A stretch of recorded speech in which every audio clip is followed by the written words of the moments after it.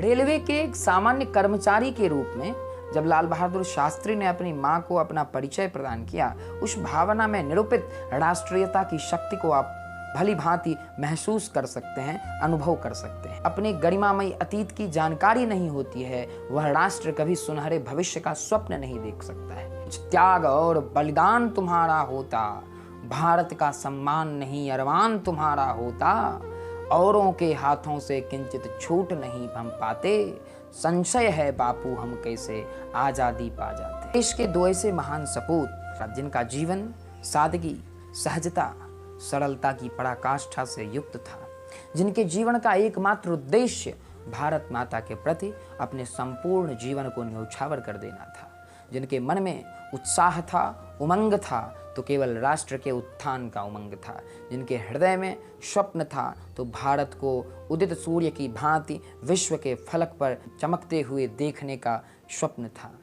एक ऐसे व्यक्तित्व जिन्होंने राष्ट्र के निर्माण की नींव रखी और दूसरे ऐसे व्यक्तित्व जिन्होंने राष्ट्र की प्रगति, राष्ट्र का उत्थान, राष्ट्र का उत्कर्ष, राष्ट्र का विकास ही स्वयं के हृदय में संजो कर रखा। जिस राष्ट्र की नई पीढ़ियों को अपने गरिमामयी अतीत की जानकारी नहीं होती है, वह राष्ट्र कभी सुनहरे भविष्य का स्वप्न नहीं देख सकता है। यह अनिवार्य है, यह आवश्यक है कि हम उन समस्त महापुरुषों की, उन समस्त महान विभूतियों की, महान विचारधाराओं को अपनी प्रेरणा के रूप में, अपने मार्गदर्शन के रूप में आत्मसात करें और उसके बल पर राष्ट्र निर्माण में अपनी अहम भूमिका निभाएं। नमस्कार। आज हम देश के दो ऐसे महान व्यक्तित्व की चर्चा करेंगे, दो ऐसी प्रतिष्ठा की बात करेंगे जिन्होंने राष्ट्रीयता के पक्ष में अपने संपूर्ण जीवन को न्यौछावर कर दिया, जिनका मूल मंत्र ही मेरा जीवन ही मेरा संदेश है। आज के समय में राष्ट्र के उन लोगों को सीखने की ज़रूरत है, उन युवाओं को सीखने की ज़रूरत है जो स्वयं के जीवन को स्वयं तक ही सीमित रखने की परिकल्पना करते हैं, जो स्वयं के जीवन में दूसरों को हस्तक्षेप करने की अनुमति नहीं देते। आज राष्ट्र के दो ऐसे महानायक जिनका जीवन सादगी, सहजता और सरलता पर आधारित था, जिनके जीवन में एकमात्र नैतिक उत्कर्ष का संकल्प था। महात्मा गांधी के अंतर्मन में उपासना की शक्ति। आप कल्पना कर सकते हैं कि एक सामान्य वृद्ध में इतनी शक्ति हो सकती है कि उसके एकमात्र हुंकार से संपूर्ण राष्ट्र एकत्रित हो जाता है और राष्ट्र की आज़ादी के लिए, राष्ट्र की स्वतंत्रता के लिए सदैव तत्पर हो उठता है।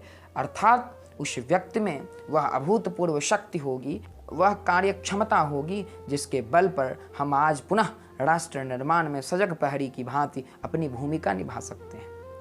आज देश में राजनीतिक विद्वेष के कारण हमारे अंदर कितनी कमियां आ गई है। हम राष्ट्र की समस्याओं को मुखरता से सामने नहीं ला सकते, जबकि हमारे देश में स्वराज्य है, हमारे देश में स्वाधीनता है, हम स्वतंत्र भारत के स्वतंत्र नागरिक हैं।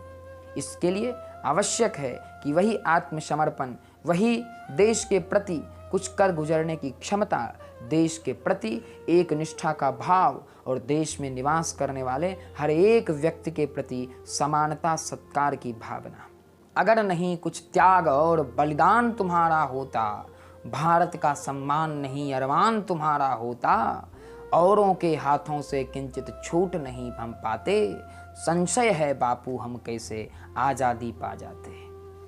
मैं स्वयं गांधी के द्वारा किए गए कई कार्यों से सहमत नहीं हूँ। हमारे परिवार में भी कई ऐसी बातें होती है, कई ऐसे विचार होते हैं जिस पर सबों की सहमति नहीं बनती, लेकिन इसका कतई अर्थ नहीं है कि परिवार के लोगों में विखंडन की स्थिति उत्पन्न हो जाए, परिवार के लोगों में मतभेद, मतांतर की स्थिति उत्पन्न हो जाए। मेरे मन में भी कई सारे प्रश्नों का समुच्चय उभर कर आता है, लेकिन इसका कतई अर्थ नहीं है कि हम महात्मा गांधी के उस महात्म्य युक्त विचारों का आत्मार्पण न करें, महात्मा गांधी के उच्च विचारों को अपने अंदर समाहित न करें, जिसके बल पर हम भारत को एक सशक्त भारत के रूप में विश्व में ख्यापित कर सकते हैं।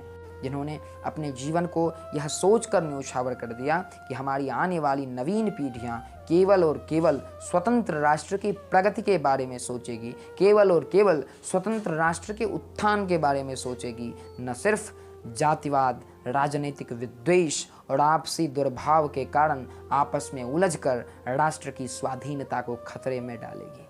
मैं आपसे पुनः विनम्र अनुरोध करता हूँ, राष्ट्र की उन युवा पीढ़ियों से अनुरोध करता हूँ जो आज भी सामाजिक विद्वेष के कुचक्र में फंस करके स्वयं के वैयक्तिक जीवन को प्रभावित कर रहे हैं, बल्कि राष्ट्र के भविष्य पर भी ग्रहण लगा रहे हैं। आज अनिवार्य है कि हम उन विखंडित विचारधाराओं से बाहर निकलें जो हमें इस पर प्रतिबंध लगाते हैं कि ये हमारे विचार के लोग नहीं हैं, जो हमें यह सोचने पर प्रतिबंध लगाते हैं कि ये व्यक्ति, ये विभूति हमारे विचारों के अनुसार नहीं है। हो सकता है उनकी जीवन की कुछ ऐसी परिघटनाएं जो आपको कुछ कर गुजरने के लिए सदैव अभिप्रेरित कर सकें। आप समस्त बंधनों से बाहर निकलिए और एक स्वतंत्र विचारधारा के साथ उन महानायकों को, उन महान विभूतियों को अध्ययन के माध्यम से, समझने के माध्यम से, शोध के माध्यम से स्वयं के जीवन में उतारने का प्रयास कीजिए। बहुत बहुत धन्यवाद, बहुत बहुत आभार।